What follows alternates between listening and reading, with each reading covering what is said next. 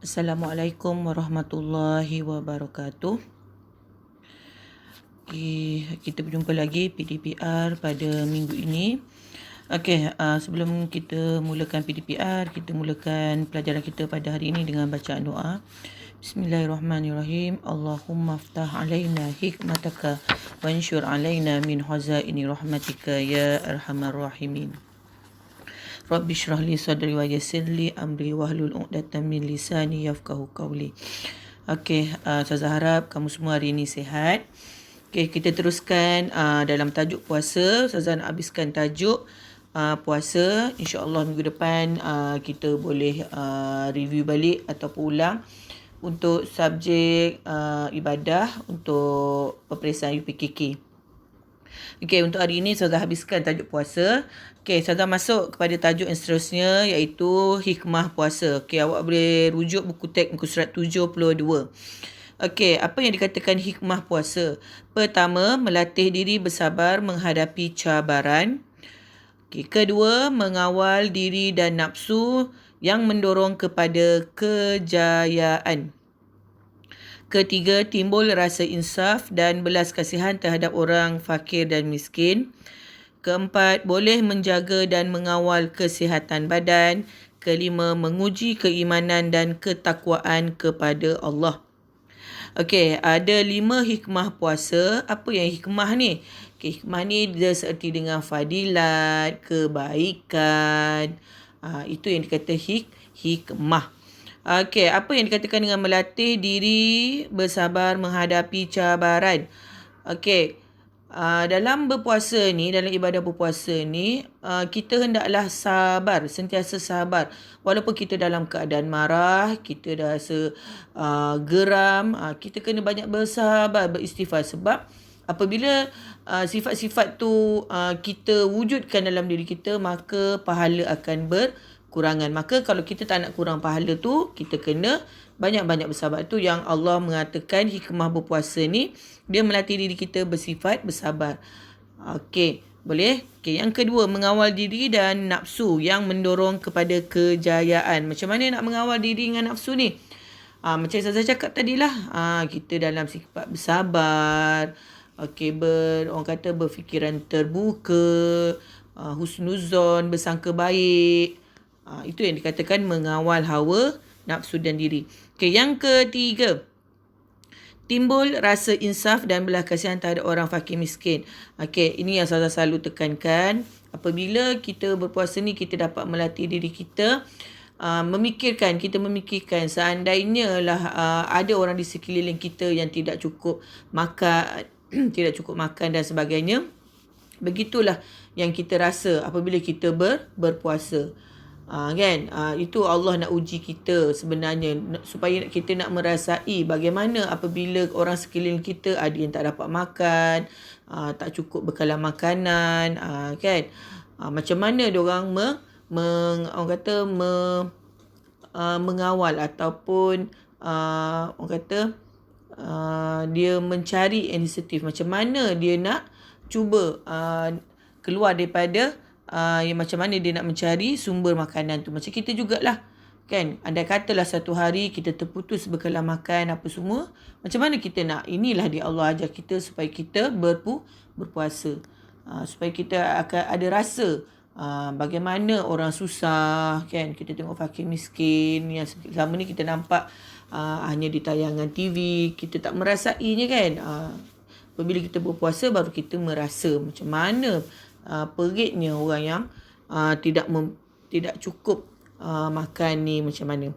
Yang seterusnya, boleh menjaga dan mengawal kesihatan badan. Ini pun salah satu juga hikmah kita berpuasa. Kita dapat menjaga kesihatan kita daripada segi dalaman kita, perut kita, dia asyik 24 jam makan. Mesin ataupun usus dalam perut kita ni, dia tak berhenti, non-stop berehat. Jadi bila kita berpuasa ni, sekurang-kurangnya dalaman kita ni dapat berehat.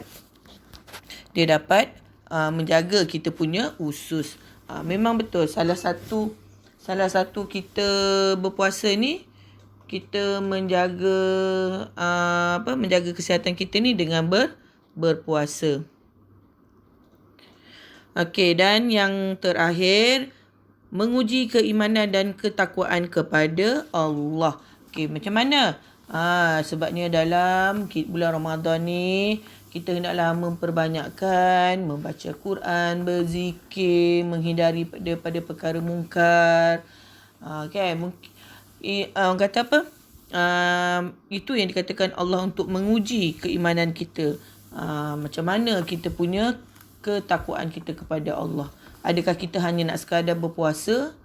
Kan? Ataupun macam mana kalau kita rasa kita nak mendapat selain daripada berpuasa, selain daripada pahala puasa, mengaji, berzikir itu adalah Allah bagi sampingan pada kita untuk menambah lagi pahala kita dalam melakukan amal ibadah berpuasa. Itu yang dikatakan Allah menguji keimanan dan ketakwaan kepada Allah. Macam saya cakap, dalam berpuasa kita kena juga jaga puasa mulut, puasa mata, puasa hidung. Hidung tu macam mana? Jangan terlalu bau sangat benda-benda makanan. Mata, kita kena kawal mata kita daripada tengok benda-benda maksiat. Kan? Kalau macam dekat TV tu, kita tengok contoh macam ada drama-drama ke apa yang boleh membuka aurat. Kita kalau boleh jangan tengok.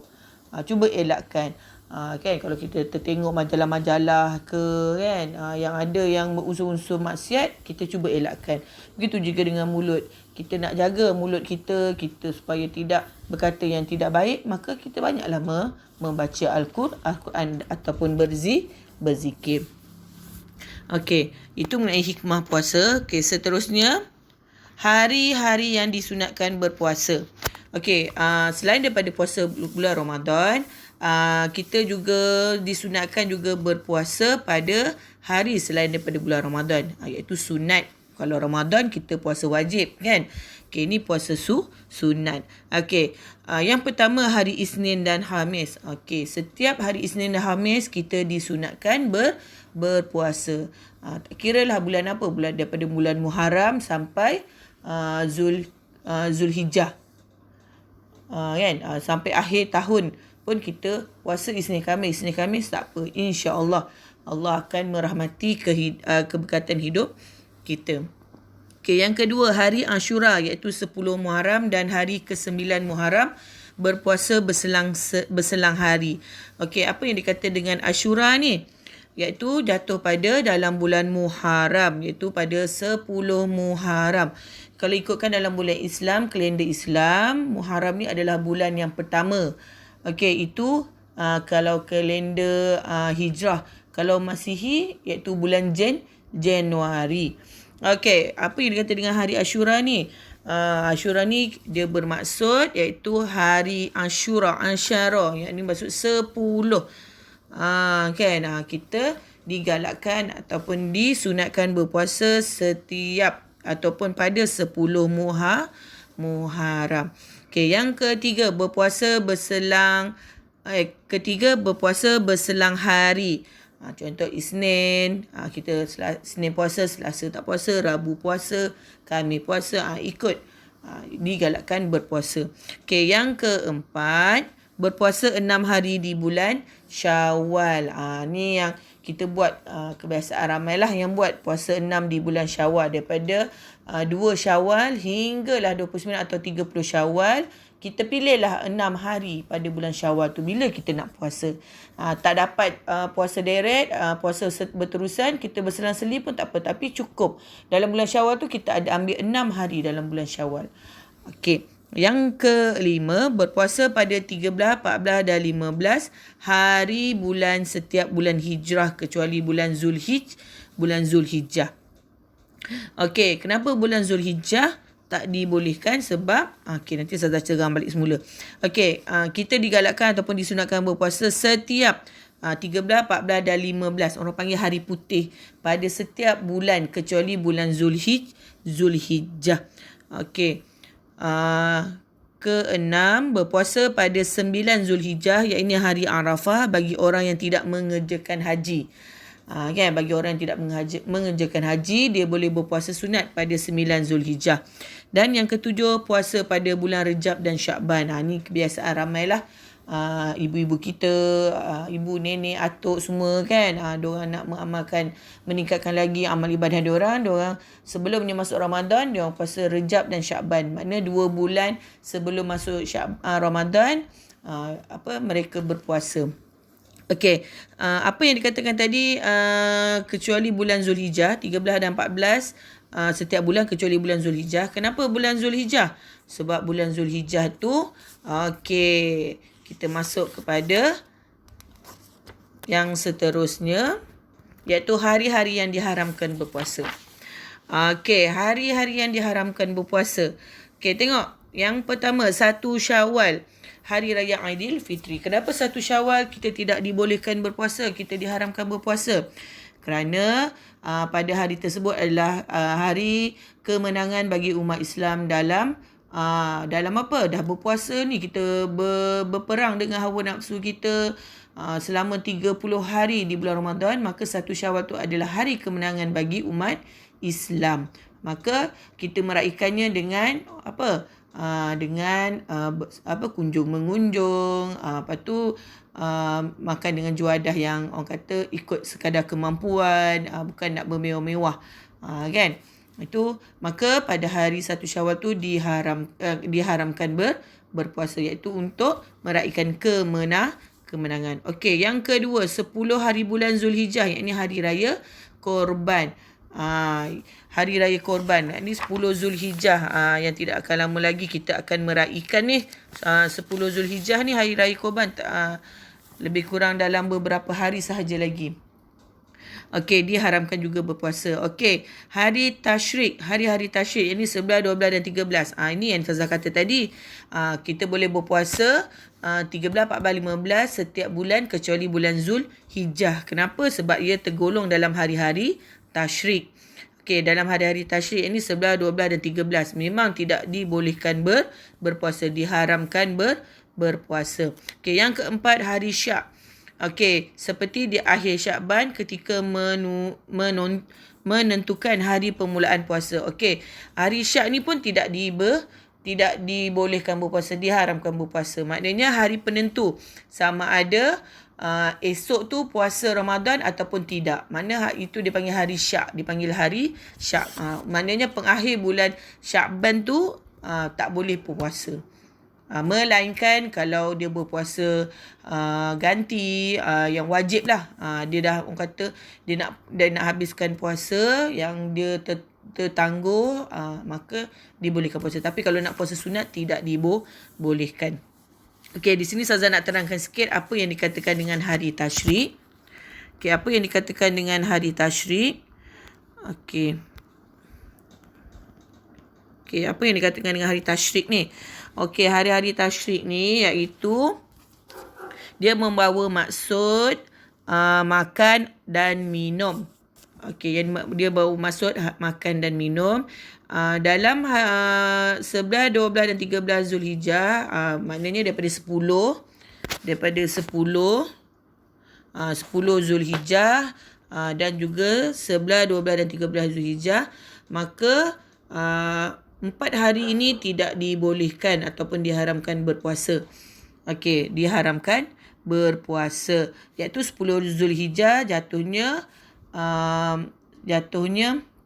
hari raya Korban ataupun hari raya Aidil Adha, dan hari yang ke-11, 12, 13 ni hari Tashrik, iaitu kita meraihkan hari-hari inilah, hari raya Korban kan. Okey, kenapa kita diharamkan berpuasa pada keempat hari ini? Kerana dalam sejarah ataupun ni kita mengingati peristiwa sanggupnya Nabi Ibrahim alaihissalam untuk menyembelih anaknya Nabi Ismail. Ini sebagai satu kata peringatan dalam peristiwa yang berlakulah, iaitu Nabi Ibrahim sanggup menyembelih anaknya Nabi Ismail sebagai simbolik ketaatan Nabi Ibrahim kepada Allah. Tetapi Allah telah menukarkan Nabi Ismail itu kepada gantian kepada binatang kambing biri. Ialah seorang ayah kan, bagaimana sanggupnya dia apabila Allah dah menyuruh dia menyembelih anak dia, dia sanggup sebab dia nak taat. Allah nak uji ketaatan Nabi Ibrahim tu. Lepas tu Allah Ta'ala minta dia supaya menyembelih anaknya, dia sanggup. Maka apabila Allah melihat kesanggupan Nabi Ibrahim ni untuk menyembelih anaknya Nabi Ismail, maka Allah gantikan Nabi Ismail tu kepada binatang, iaitu kambing biri. Maka itu yang disebabkan diharamkan berpuasa pada 10 Zulhijjah, 11, 12 dan 13 ni sempena kita memperingati peristiwa korban. Itu dipanggil hari raya korban. Sebabnya Nabi Ibrahim sanggup berkorban untuk menguji ketaatan dia kepada Allah. Sanggup dikorbankan anak, itu darah daging dia sendiri. Tapi Allah telah menggantikan keistimewaan pada dia, iaitu menggantikan anak dia tu kepada binatang kambing biri. Itu yang terjadinya hari raya korban. Itu yang tidak, orang kata apa, diharamkan berpuasa sempena kita memperingati peristiwa dalam Islam. Habis pada hari yang diharamkan berpuasa.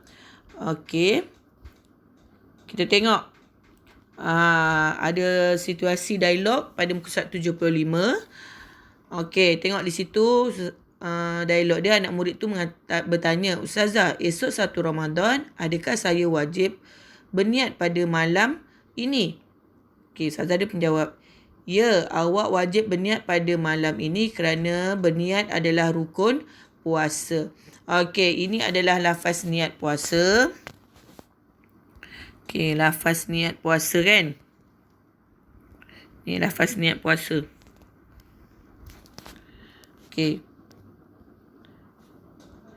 Lafaz niat puasa. Nawaitu sauma ghadin an adai fardhi syahri ramadhana hazihi sanati lillahi ta'ala. Artinya sahaja aku berpuasa pada esok hari di bulan Ramadan kerana Allah Ta'ala. Itu lafaz niat. Ustazah harap kamu semua dah hafal dah. Sebabnya benda ni memang sinonim dengan kita. Sebabnya dalam lagu pun ada orang buat lagu untuk lafaz niat ni kan. Kalau kita lupa tak tahu, ada kan. Dalam tak silap Ustazah, dalam nasyid kumpulan raihan tak silap Ustazah, dia ada lafaz niat ni. Kamu boleh dengar lah. Ustazah harap apa yang Ustazah terangkan hari ini daripada hikmah hikmah puasa, hari sunatkan puasa dan hari yang diharamkan berpuasa, kamu kamu boleh faham dan kamu boleh terapkan dalam diri kamu. Sekiranya ada apa-apa permasalahan, kamu boleh terus PM Ustazah ataupun call Ustazah. Sekian untuk tajuk puasa, dan berakhirlah dengan ini berakhirlah tajuk untuk pelajaran darjah 5. InsyaAllah akan datang kita masuk, Ustazah nak buat ulangan untuk subjek UPKK. Ustazah harap semua anak murid tahun 5 boleh beri kerjasama apabila Ustazah akan adakan kelas ataupun Ustazah dia bagi lembaran kerja. Ustazah minta sangat kamu respon, ya, sehingga kita berjumpa lagi insya-Allah. Ustazah sudahi dengan wabillahi taufiq wal hidayah. Wassalamualaikum warahmatullahi wabarakatuh.